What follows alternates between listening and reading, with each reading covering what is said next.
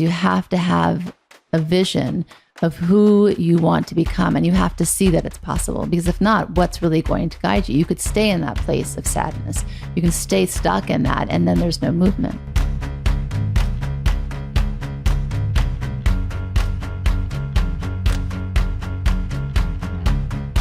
Welcome to Spiritually Hungry, episode 95. Guess what? Surprise, I have a story.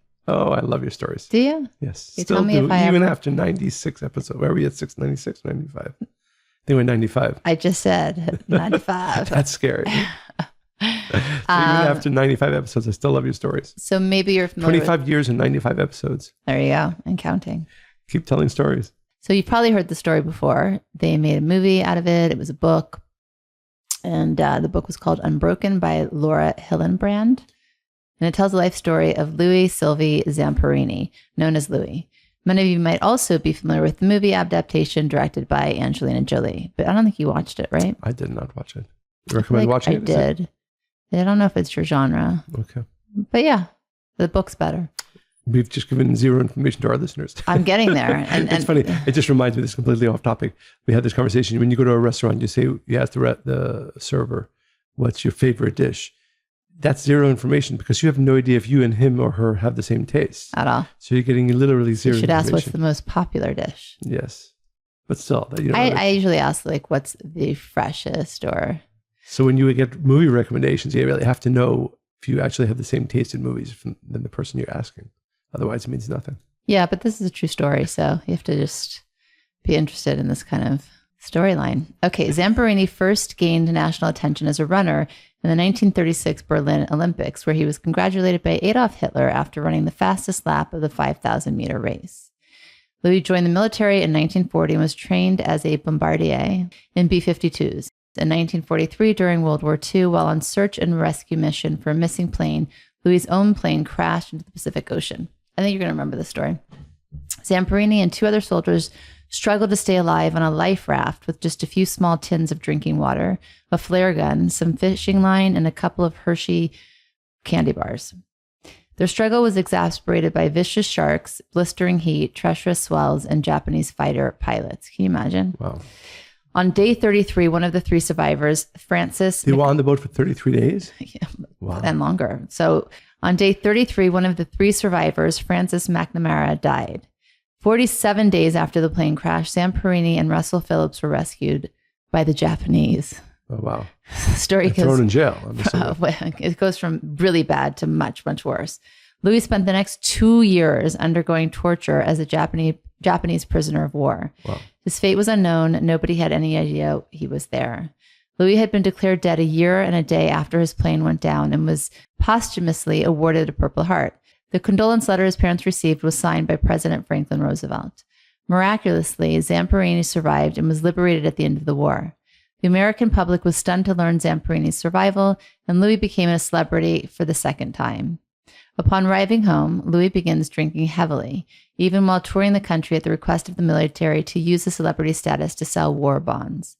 He was consumed with anger and fueled by his desire for revenge, particularly the sadistic POW camp leader Mutsuhiro Watanabe, whom Louis and other POWs called the Bird. He frequently suffered from hallucinations, often featuring frightening appearances by the Bird. When Louis met and married his wife Cynthia, he briefly looked like his life would turn around, but he continued down his physical and emotional spiral, with his depression and drinking becoming even more severe after he dashed his dreams of ever competing in another Olympics game. So it goes on and on. He ended up... Does it have a happy ending? At one point, he strangled his wife. He almost harmed their infant daughter. Wow. And he was obviously having post-traumatic stress, and he was very, very angry. He was tortured for many years. And he planned to go back to Japan, but not motivated by a desire for revenge, rather to tell his captors. So he had this a spiritual awakening when his wife brought him to Reverend Billy Graham, and it was his first spiritual epiphany that he ever had. And until then, he was just consumed with rage and need for revenge. And after that, then he wanted to go back to Japan to find the Bird to kill him, really. But then after this epiphany, he really wanted to go back to forgive him. Yeah, it does end happily. He learned to skateboard in his 70s, and he remained physically and mentally active until his 90s, and he passed in 2014 at age 97. So at its core, Zamperini's story is about the capacity for survival, the ability to overcome even the deepest emotional scars, and finding purpose in serving others. It's the classic redemption story. And so we want to talk about redemption and we want to talk about repentance, but I think I'm more interested in talking about repair, because I think those words can be misunderstood. When we think about repenting, we think about repenting for our sins. If we think about redemption, what are we redeemed from? To be able to actually do those things, this repair has to actually occur for each person. Let's talk about what repentance is. As we understand repentance, how we hear it day to day, it's to feel regret or contrition or to change one's mind. That's how it's defined by the dictionary. The Bible shows that repentance is characterized by an understanding of a seriousness of a sin, a deep desire to be forgiven, and a determined commitment to change behavior and thoughts in order to stop sinning. I guess also I have a problem with the word sin. And repentance can be shallow, such as the remorse we feel because of fear of punishment. So that's where it kind of goes wrong, right? If you're actually repenting or you want forgiveness because you're afraid of what will happen to your soul or whatever your religious beliefs are, in not a positive way, right? Like if I'm forgiven, then all is done. But where's the repair actually? Where's that transformation that occurs in taking responsibility for things you've done? And in Christianity and Catholicism, there's a heavy emphasis on humans' inevitable draw towards sin and their distance from God as a result of that. I just feel like it's black and white when you just look at it that way. Right. So my perspective would be completely different, because the Kabbalist take is a different approach altogether. It's dodging punishment. Dodging punishment? It's not about dodging punishment or appeasing God, nor is it a prerequisite to have a relationship to God. It's about connecting to the Creator even when we've fallen, no matter where we are, right? It's to go back to that place of being whole again. Because the thing is, again, we've talked about this, people often think they're the worst things they've ever done. And then they stay there and they feel beaten and down, and they don't actually move from that space. So it's about really connecting to your wholeness, even when you do things that are wrong. That's part of it, right?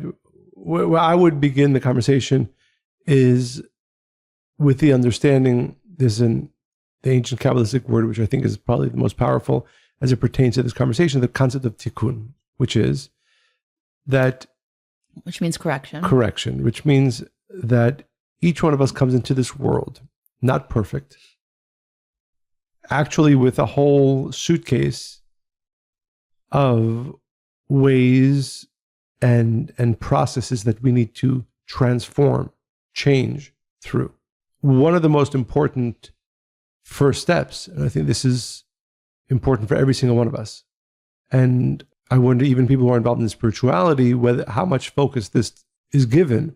This really needs to be the starting point. If you asked yourself, what do I need to correct? Now, again, I want to be very clear. I don't mean I hurt so-and-so yesterday. That's another category of things. Those are secondary to the core. The core is, what is it about me that I want to make better? Am I somebody who gets angry easily? Am I somebody who gets jealous easily? Am I somebody who's very selfish often? Or am I somebody who's very lazy, right? Every one of us has different parts of us that we came to this world to correct. And I think that has to be the starting point, which is... Would you say that's part of your nature? You can call it nature, right? Some people say, and it always, I don't want to say bothers me, but sometimes, a person says, what can I do? That's who I am, or that's the way, I am. Well, yeah, know who you are, but then know that the reason why you're in this world is to maximize the positive parts of you and transform the parts of you that need to be transformed. So when we talk about repair, though, as people understand it, it's usually to repair something that's obviously broken. Well, and that's why broken is also a very strong term. I wouldn't use broken. I'm just saying that's how people understand repair. You have to repair a relationship that's broken, to repair, an argument that you had with somebody because it affects the quality of the relationship. Right. But that's not the core, right? Those are all secondary elements of what I would focus on. It would begin with me. How do I make myself even more perfected? How do I first ascertain what are those parts of me? And I would literally write a list, and I would recommend to every one of our listeners, get to know yourself. Again, it's important to know the good stuff, what are my qualities? What are the blessings or the gifts that I have because those have to be developed as well. It's not good enough to say, well, I'm a very good, public speaker, that get better at that. I'm good at attaining wisdom, get better at that, and so on and so forth. But I think today we want to focus on getting to know myself and in the deepest way. And I wonder, if you asked me and if I asked you, I would assume because we are thinking in this way often, I can come up with the list. What are the top 3 to 5 things that my soul came into this world to repair? And again, what I mean by that, not specifically as it relates to other people, but specifically as it relates to myself. Well, how do I become the perfected? And again, perfect is not a good word, but we talked about this last week. Perfected person. Self. And the only way to do that is by focusing on the process of tikkun, which is, again, first get to know yourself. What are the things that you know are the top 3, top 5, whatever that list is, of areas that you need to get better at? Yes, from there will flow, because, for example, if a person realizes they are by nature easy to anger, and that's an area of their tikkun, part of their self-repair, of course, it also manifests in how I interact with other people, but that's secondary. The reason why I want to work on becoming less of an angry person is not simply because it will enable me to have better relationships with people, but rather it will make me better, period. So what's interesting is what you are suggesting is that we focus on the cause and not the effect. The effect would be to resolve a relationship with somebody because you were angry and you lost your temper and you keep doing that, and then you're having repeating arguments. What you're saying is I'm saying work on the anger. Well, I would say you definitely work on both, but the reason you're doing it is different. Which means if you're a person who has anger, right, and you're on a desert island and you'll never interact with any person, you still should be working on your anger. Not because the way it affects your relationships with people or the way you hurt people with it, which is also important, but the main reason why you want to work on it is because you need to transform to be a better version of yourself. Yeah, what I was just saying is that it sounds to me, if I was thinking of an analogy, is that you'd want to work on, if a person had a gene for a certain disease, before the disease manifested, you work with taking care of that, right? The not the symptom, right? That's a great analogy. But the actual seed of it. And also I think it's interesting because if you think about it, I think most people only do this kind of work that we're suggesting at the Jewish New Year or Rosh Hashanah, or the Gregorian calendar, the New Year's, right? We write our resolutions and we think, oh, these are the things that I want to change. We don't often do this deep work. I think maybe at Rosh Hashanah perhaps, but of really looking in and saying, okay, what parts of me stand out as being, and for lack of a better word, just being ugly to myself in the past year. I don't love that word, but okay. I know, but it's kind of like you need to kind of look at it with a real bright light to be able to see it. If not, I don't know how honest you can be with yourself. Right. And I do want to make the point that, I often, when we, of course, interact with people involved in the spiritual journey very often, too often I would say, viewed as, how do I get more or become better, which is, sort of the positive side, which is also important. But really at the core, why am I in this world is to make myself better. And myself better means, as we said, you have to have clarity on what isn't the best, not just focused on, what are the areas that I hurt people with? Important, but not the core.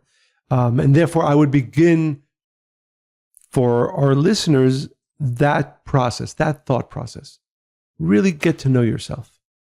And, there's because you won't know what to repair if you don't actually right. Have that. Well, you'll be going after the effects. You'll say, okay, well, I hurt that person, or exactly. I have this issue with that, or I don't like my boss, or whatever it is. But the kind of repair, really, to repair something, you have to be able to identify it as flawed. You don't like the word broken, but really, if it's not working, right, then you need to fix it, right? So, and I often talk about that as being emotionally intelligent with yourself. It's really knowing the ins and outs of who you are. And I would add to that a very important Kabbalistic teaching, which is that we know that there's this force that tries to distract us from the important things and keeps us focused on the less important things or the frivolous things, the unimportant things. And the teaching says that that force will let you work on everything in the world and invest a tremendous amount of time and effort, even in doing certain spiritual, one can call them, but betterment actions and processes, but not the most important ones for your transformation. And that's why whatever list that you've made, assuming it's the true list, you're going to come to realize that those are much more difficult for you to transform than so many other, what others would say, like we know this, like there's people who can share with the world, right? Whether it's time and money, like do great things for the world. But when it comes to their interpersonal relationships, for example, they fail greatly. So, and what happens sometimes is the person says, well, I do these 10 things amazing, right? Yeah, I have these 2 flaws, but this is much greater than this. But the reality is that it is the most important parts of us that we need to correct that we are going to find to be the most difficult ones to focus on. The way where a person has to start their repair is by looking inside and realizing what are the parts of them that need to be transformed.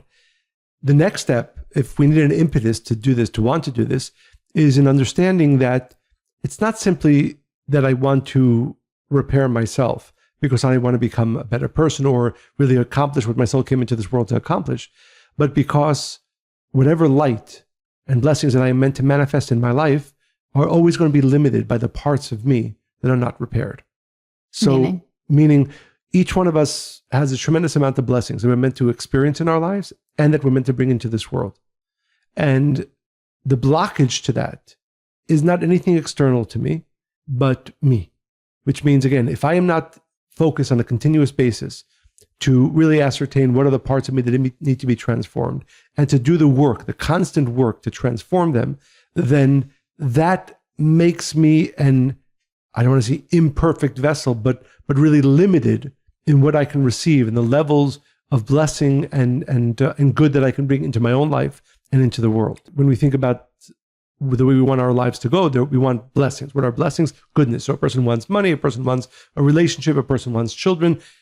There's many areas of our lives. I think every single one of us on a daily basis says, this is what I want to achieve. This is something new. Well, I call them blessings. You can call them achievements. You can call them manifestations of goodness. But to the degree that we are not correcting ourselves, we are not going through our own process of tikkun, we as the what we call in Kabbalistic terms the vessel or the receiver of those blessings is imperfect. So use an example, simple example. You have a cup, right? And it has a hole. It has a hole in the bottom. It has a hole in the side. You can keep pouring endless water into that cup. As long as the hole is there, there's only a limit to how much water that vessel, that cup can hold. The best thing to do, rather than keep pouring water into the hole and see that the water level still stays the same, right at the level of where the hole in the cup is, the best thing would be to plaster, to fix that hole, then the cup can hold more and more and more and more. So the reason why we want to be focused on the area of repairing ourselves is not only because, as we said before, because that's actually what our soul came into this world to do. We came to become even more perfected, but because it also limits, not doing that work, limits the amount of light and blessings that we can receive, the amount of manifested goodness that we can bring into our lives. So again, as I said, if you need even more impetus to do that internal work of looking inside and figuring out what it is unique to you that needs to be transformed. The second part of it is the understanding that unless you are consistently doing that work, your cup remains whole, but not, with the whole, and therefore the amount of blessings that you can receive will always be limited. So there's this idea that the Kabbalist Reb Renwein talks about. It's basically being at a level where a person transforms not from fear of consequences of his action, but from a tremendous love and excitement to reveal his potential, as you're talking about, to really become the person they're meant to be. And he talks about this concept of repentance through love. In one of the letters that Reb Renwein wrote in Beloved of My Soul, he said, to feel the light of repentance through love, one must adjust himself so he feels whole. The blessed cannot cleave onto the cursed. And if one feels that he's far from being complete, it is mostly at these times that the evil inclination comes to confuse him further and reminds him of all his shortcomings, his troubles, and his sins to trick him into a state of sadness. but we know that light can't rest in a place of sadness. I think this is really interesting because I think sometimes the challenge that we're offering our listeners is to look within and really see the parts of yourself that aren't serving you. And I call them the ugly parts, but you can call them whatever you're comfortable calling them. But really, they're the parts that we usually try to hide from people that we are trying to impress, or how we're trying to show ourselves in the world in an external way. And so when you start to see all these things, you might start to feel bad about yourself. And then you stay there and you're in that space and you're really not, what is the impetus to really say, okay, I can change these things. Some of us don't think we can ever let go of the parts of us that aren't great. We think that's just really who we are. And we need to stay in that space. So it's a paradox because when we look at our mistakes, especially in the ways that we've hurt ourselves and others, of course, you're going to feel sad. If you're not a narcissist or a sociopath, you will have these feelings of sadness over that pain, but staying in that space ultimately is counterproductive. So again, it's that idea that we talked about last week, is to connect to our perfected self. I think that even when you make that list of the things that you want to change about yourself, it's important to make a list at the same time of who you ultimately want to become, to really envision yourself as, you know, an architect would if he were building a home, right? Or as a sculptor would if he had a slab of clay. You don't want to focus just on what's in front of you, because if you're an architect, there's nothing, right? It's only what's in your imagination. It's the same thing for a sculptor. So when you look at your own ingredients, right, which could be anger and it could be shame and it could be, of course, other things that are positive, but you have to say, okay, how can I work with all these things? What do I need to get less of, right? Do you add, for instance, if you're building something, you know, how much cement do you have, wood? What are the things that you need? It's the same way. We have to look at ourselves as we are a work in the making. We're in the middle of a process. That's what life is. It's just process, and it's going to be messy, and we're going to fail, and we will make mistakes. And I'm recognizing those things, while the important ingredient is you have to have a vision of who you want to become, and you have to see that it's possible, because if not, what's really going to guide you? You could stay in that place of sadness. You can stay stuck in that, and then there's no movement. We began the conversation by speaking about this concept of tikkun, which is that each one of our souls comes into this world with certain imperfections that need to be perfected. The question then would be, where do those imperfections originally come from? And the answer, I think, is both a beautiful teaching and one that should inspire our listeners when we are thinking about these imperfections that we have. The understanding is that the entirety of humanity, every soul that ever existed, every soul that will ever exist, is really part of one whole. We call it one soul that has then been broken down into billions and billions and billions of sparks of soul. Each one of us is not the total soul, but we are a part of it. And if you understand your place in life in that way, which is, I am a part of that whole, that unified soul, call it humanity, the totality of humanity, has work to do, has a job to do. Its job is to perfect our world, to elevate our world to a new place, to create a new world, a world where the pain and suffering that exists, for example, in our world no longer exists. So in answering the question, where do my imperfections come from? They are the part of the world that I need to correct. So if I came into this world with a inclination towards anger, that's not that I'm a bad person and I am an angry person and I have to change me. I think the more beautiful and more profound way to view it is that this is my work for the world. The part of humanity that needs to be corrected, that my soul took upon itself, happens to be the part of anger. But it's not that I'm a bad person and therefore I'm angry, but rather I am a beautiful, powerful soul that needs to elevate the world, and my job in it is the angry part.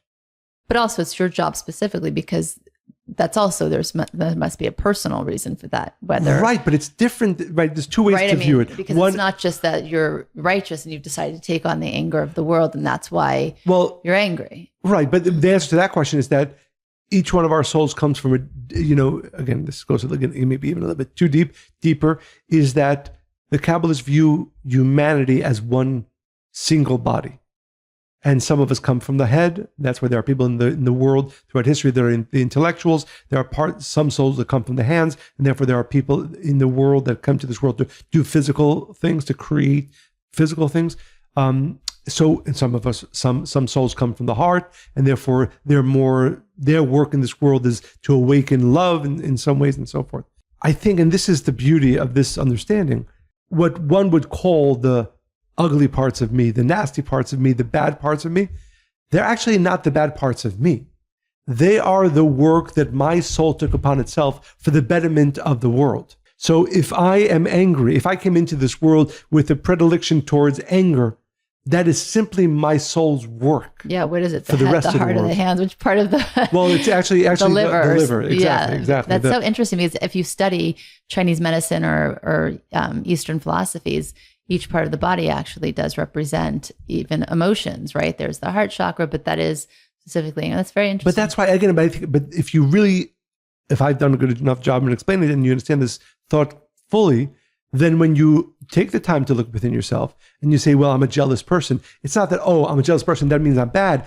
I'm a jealous person, or my correction is jealousy because I need to be correcting this. I said, I'm going to do this work for the world. So use an example of, which we always, the Kabbalists often use of a diamond, right? So the diamond, when it comes out of the ground, it needs to be polished, right? So it has to go through many, many hands, but when you look at the unpolished diamond, you don't say, oh, this is an ugly thing. You say, no, this is a beautiful thing that somebody has to clean away, has to polish to make it, to show its perfection. So the right view, once you've made that list, okay, what are the things that are my tikkun, what are the things that are my correction? It's not, they don't make me bad. They make me the person who's decided, for the sake of humanity, I'm going to correct my beautiful soul by transforming these parts. Well, it's clear that it's a responsibility that you chose. Exactly. And that you were given. Exactly. And therefore, in some way, it makes different kind of sense to actually do that work. Exactly. Again, I think that we just consider ourselves broken, but no, none of us. That's the point. But broken really is a code for having a crack in your ego, right? It's like, it's the part that you want to let the light in. It's an indication of where the flaw is. Right. So I would say that, right. And now I think it's important to talk about, we've been talking all along about the internal work right now, but there's also the important part of, if I've hurt somebody, right? I've done maybe not enough internal work, and therefore it continues to manifest in my relationships with the people. And then sometimes we feel broken by it. I yelled at my son and I really, really feel bad about that. Maybe even I get to a state of being broken. Like you said, I think there's a tremendous amount of power in that, because being broken is actually not me being broken, but my ego being broken. Now there's more potential for my actual light to be revealed. Well, what's so interesting is that in order to have forgiveness, right, and have that light occur within you, need to be both broken and whole, right? You need to be able to recognize where the broken parts are, and you also need to see your wholeness and your completeness at the same time. And Absolutely. That really, I think, is the challenge of what we're suggesting today. Right. And what I would add to that is that, and again, I think this is important, is also to make the list of people that we've hurt, right? The interpersonal moments or relationships that are really either broken or that I have done certain things that were not right. I behaved in anger, I behaved in jealousy, whatever those Well, that's the act of cleaning, right? Like the diamond analogy you gave. Right. So how do you actually go about cleaning it? Once you've identified the issue, once you've found the diamond, and it needs work, right, to reveal it. So that's where the actionable part comes, where you go to other people, you go to places that have been damaged or tarnished, and you start to actively work on them, because nothing's going to make the ego more uncomfortable than that. Right. And I would add another part to this, which is that when you make that list, right, and I would recommend also for our listeners, make that list. Who are the people you've hurt? Who are the people you've been unkind to? Who are the people that you've behaved in ways that aren't really who you are? On that list will be people who, again, I don't want to say the word deserve, but who treated you very badly, right? So let's say, for example, somebody for no reason at all tries to damage you, does negative things towards you. And then in return, you lash out at them, you hurt them as well. In the logical balance of things, you're not really at fault. They're They might be a terrible person, for example. They might have done really bad things, or they might just be not such a great person or a good person who's done bad things. And so if you just, the scale is simply, was my negative reaction warranted? It might be yes. But again, if we understand the reason why I don't want to hurt somebody else or get angry at somebody else or be jealous towards somebody else or be hurtful towards somebody else, it's not because they do or do not deserve it, because they might deserve it, but because I want to perfect me. So when we make that list, right? Let's say every one of our listeners makes the list. There's 3 people, there's 5 people, there's 10 people, there's 3 relationships that are broken, damaged, where I feel that I didn't behave in my best manifestation of my soul. We'll say the best version of myself. It's important to have that list. And it's important to realize, okay, what are the parts of me that need to be even more perfected so that I don't behave in that way again? It doesn't then mean that I need to go to every one person on the list and say, I'm sorry, because I might not be sorry. They might be a terrible person and treated me terribly. For me, the question is, how did you carry yourself? Exactly. With your own integrity and with, again, that perfected vision you have of yourself. And therefore repair And therefore repair doesn't always mean going back to the person and repairing, although it often does and should. But I think it's so important to always go back. Why am I doing this? I'm doing this for me. I'm doing this for me. Yeah, he or she did something really bad, but should I have yelled at them in that way? Should I have publicly shamed them in that way? It's interesting. I once, many, many years ago, when I was a teenager, I had an experience with somebody and we were friends and then we weren't. And she just became like really mean suddenly. And I kept going back and forth. What did I do? And I couldn't, my conclusion was that I thought she was jealous perhaps because there was really nothing warranted this big change in her relationship with me. So, and I knew that I couldn't speak to her and I knew that conversation wouldn't go well. So what I decided to do instead was and I did this visual exercise like every night for a week. And I would imagine us talking and we were friends. And more importantly, I was carrying myself the way that I wanted to be in that relationship. Because what happens very often is people may treat us badly and then we react poorly to that, which is normal, right? We feel defensive. We feel like we need to be on guard to protect ourselves from further hurt. But then we don't act true to ourselves. So I really did this exercise and then she started to be so nice to me. And it's almost like she didn't want to be. I could see it on her face. Like she did not want to, but she couldn't really help it. And then it just wasn't an issue anymore. We never became best friends, nor did we need to be. But you can shift a lot by just looking within and visualizing, again, not just yourself, but how you want to relate to other people in the world. Right. And really hearkening back to what you were saying before, when it gets to that place of repair, the actual going out and repairing, you will find that your ego really, really, really doesn't want you to do that, which should excite you, right? Because before we spoke about those, what are the things that block our blessings? The ego is one of the biggest ones. And when you're going through a process that your ego knows is going to make you better and bring you more light and blessings, it's really going to fight against it. And that should be part of the excitement of going out of your way and repairing, saying, I'm sorry, going through it. Because again, even for I don't want to say selfish, and again, but even saying I'm sorry isn't, I'm sorry you feel that way. It's really, if I hurt you, then I'm sorry. It's saying, please forgive me for X, Y, and Z. I do actually have 6 steps for, great. I love 6 steps. I'll try to be brief. The first is review your errors. Benjamin Franklin once said, the history of errors of mankind, all things considered, is more valuable and interesting than all of their discoveries. I always loved that quote.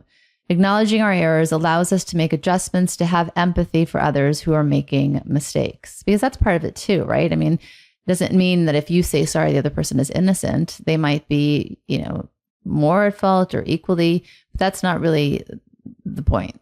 And sorry, to that point, that the reason you want to say you're sorry if you did hurt somebody is not so much for them, although it is important, if you want to have a relationship, for you. It's about you. And also feeling the pain you might have caused somebody. Doesn't matter really how you got there necessarily. Being wrong is a vital part of how we learn and change. Every time we make a mistake, we have a new opportunity to revise our understanding of ourselves and the world at large. So I think that's the really important part of doing this review. And we need to see ourselves as we are, the good, the bad, and the ugly, no matter how painful that assessment may be. And I think for change to really occur, it does have to sting a little bit. It has to be a little bit painful, Yes. because if not, what actually comes in is, okay, enough is enough. This isn't acceptable for you anymore, for who you want to become. So there has to be that sting a little bit. The second is practice empathy. Put yourself in another person's shoes and relive the experience through their eyes. Now, this is a unique perspective. Not many have done this or try to do this. I try to do this a lot, especially with people who I don't like at all, or who have done terrible things to me. Yeah, and it's harder for sure. I also do this with people. And just to be clear, it does not mean that they're okay, right? But I think it's a gamut, right? Some people you'll look through the situation through their eyes, and you'll still realize they're terrible. They're doing terrible things. More often than not, if you really put yourself in their shoes, you will say, I understand. If I were them, maybe I would do the same thing. Sometimes we would say, I understand why they did it. I wouldn't do it. Exactly. Sometimes you would say, if I were them, I would do it that way. I think the importance is you then remove the judgment when you do this process, because, there are people who have really hurt me. And while I'm very clear, I want no connection with them and I don't want to repair. What I do want to do, however, is, like you said, benefit of the doubt, put myself in their shoes and have empathy for them. And you can have empathy while still not wanting to repair the relationship, right? You may never want certain people in your life again, but it's just, and it's interesting is there's somebody who really hurt me for many, many years. And she wanted to have a conversation and clear the air. And it was really interesting for me because I didn't have any emotion around it. And I had a lot of emotions for 20 years, a lot. And I didn't need to have a conversation with her to get past them. I was in a different place. And exactly, because interesting, right? So it was really interesting experience. You did, what I'm saying is that because you did the internal work that we spoke about before, the external process became so much easier. I was just sitting there and I was kind of shocked. Like, this is not how I thought this conversation would ever go. Because I had wanted the conversation many years earlier, right? When I still had something to say. And then I just sat there and I felt no need to go into the past or to correct anything or say, no, that's not really accurate. It was kind of just like, this was for her at that point. So we know we're hardwired for empathy. We have neurons in our prefrontal cortex that fire when we throw a ball. And these same neurons fire in exactly the same way when we see someone else throwing a ball. These are called mirror neurons, and scientists believe they form the biological basis of empathy. So we know we're hardwired for this. So why aren't we empathetic more often to especially those that harmed us? And then, like we said earlier, that's when the ego is really in full force. So I think knowing that this is something that we come with, it's just that we need to cultivate it and use it more. The third is be compassionate. So empathy leads to compassion. And compassion basically is empathy in action. And it's hard. It's hard to awaken empathy as we grow up because, again, we've been hurt and we've been disappointed by other people. But to be compassionate, I think this really calls for us to be non-judgmental. You can't have compassion for somebody that you judge. You might even be empathetic to some extent and still judge, yeah, I feel their pain or whatever. But to really have compassion, you can't judge. Without judgment, compassion can be felt for those who you never would have thought possible, for even those that cheat or steal, harm others, or who were mean-spirited, stingy, embittered, right? The list goes on. And I think that what I try to do in these situations, I stop and say, what must have happened to this person for them to behave in that way? Again, without judgment, but obviously this is not how they came into the world for the most part, unless that's what they chose, as you said earlier. The fourth is connect to your highest self. The soul is never damaged, as we said. It's only covered by our negative actions.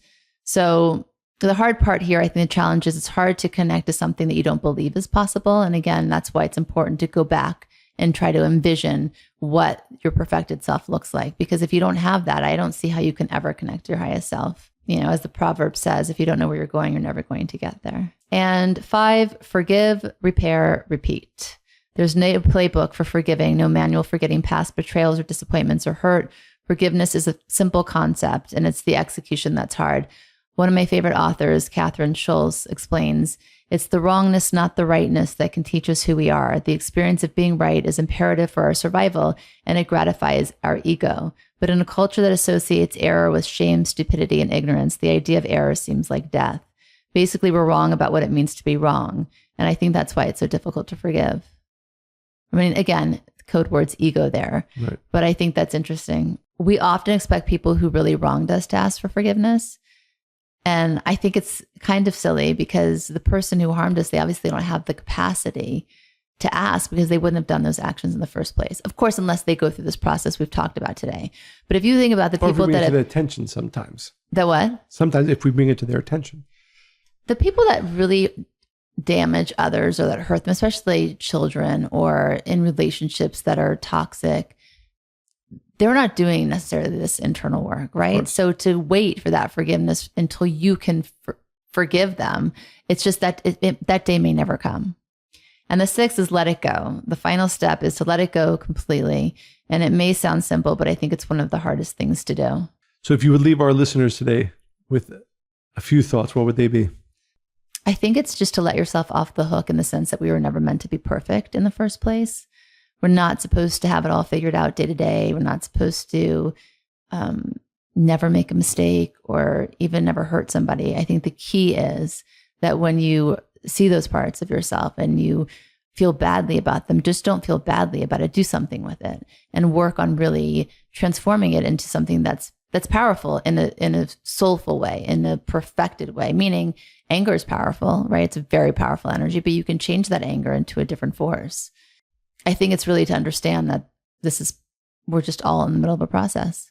Nice. And I would say, like, for me, I think the most powerful idea around repair is the fact that the reason we should be doing it is for ourselves, and that it starts with really getting to know ourselves. On a deep level, what is it that my soul came into this world to repair internally? Yes, it also manifests externally, but it begins with the internal.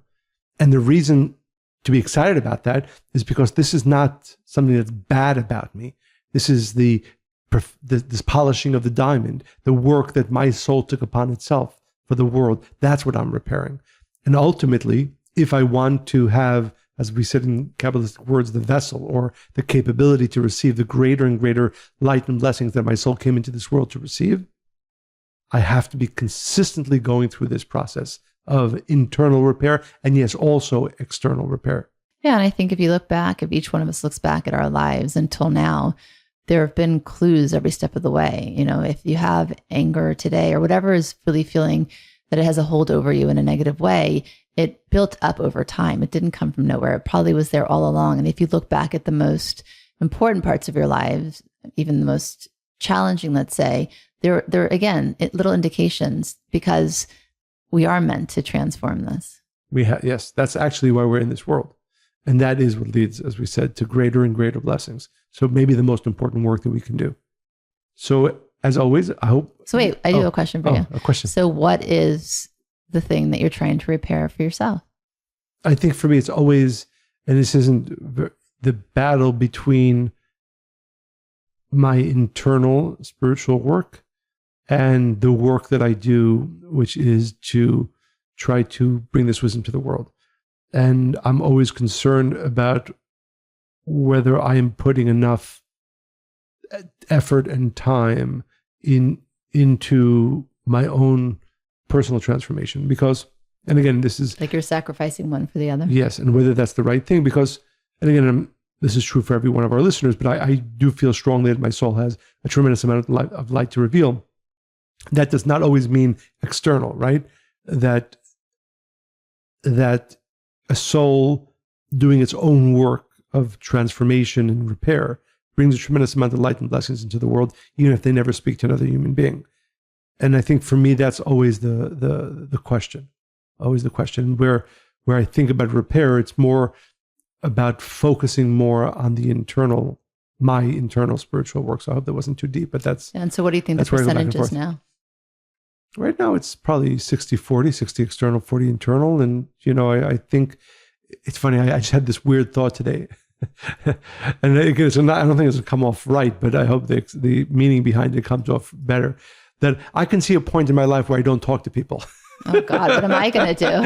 No, I mean, I'll talk to you, but then and again, sometimes you get quiet. It scares me. It actually and I think that's why it scares me, because I think it's so it's so natural for you, Yes, quite honestly, absolutely. that and I don't really allow you to go there too often. But when you do, I'm like, Maybe I should be going there more often. not when I'm Maybe that's around. part of my repair. I can go travel. No, of course not with you. But I'm saying, but that idea that, you know, again, it's, I always think about, you know, nature. Nature takes us, again, this is a whole new topic that I'm not sure, but nature takes us to be external. Soul takes us to be internal.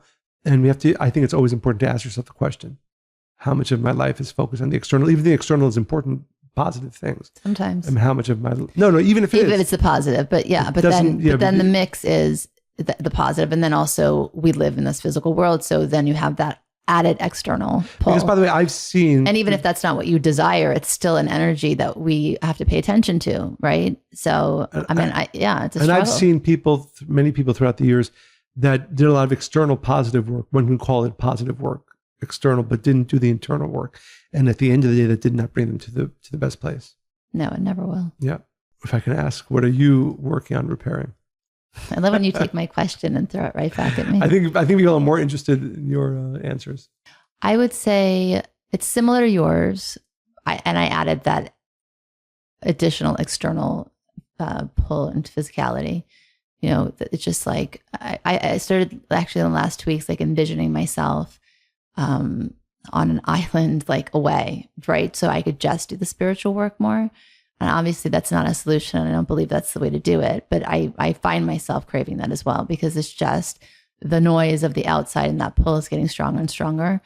And I'd say the other part is to really be rooted in what my soul is supposed to do while I'm on this earth, instead of thinking about what happens after I leave this earth. It's kind of dark. Does that make sense to you? And I just think that lately, there's been a lot of loss in the last 2 years. So, you know, finding that balance from that being like a drive and a pull to do more versus like it being a pull in a heavy way, that's not great. Part of my job perhaps is to spread more certainty for people in the world and to really live with that and appreciation and gratitude. Beautiful. Thank you for being vulnerable. Very vulnerable. Again. Don't ask me these deep questions. So as always, we hope you enjoyed listening to this podcast as much as we enjoyed recording it. I hope you enjoyed it even more. Kidding. Please continue to send your questions, comments, stories to Monica and Michael at Kabbalah.com, and go to Apple Podcasts, write reviews, 5-star reviews, share this podcast with everybody you know. And when you send your emails, we read all of them and we are inspired by all of them. But hopefully your email, question, story, comment will be read and inspire the thousands and thousands of our listeners as well. So hopefully that's another impetus to those of you. What I love, by the way, recently, a lot of people have been writing, beginning of the email, you know, I've been wanting to write this email for months, for years, but I haven't. Please, please, please, please, if you're one of those, write your story, your email, your comment, your question to Monica and Michael at Kabbalah.com, and we will read on the podcast some of them, and you will have the opportunity to inspire thousands and thousands of people. Apple Podcasts, 5-star reviews, share this podcast with everybody you know. Stay spiritually hungry.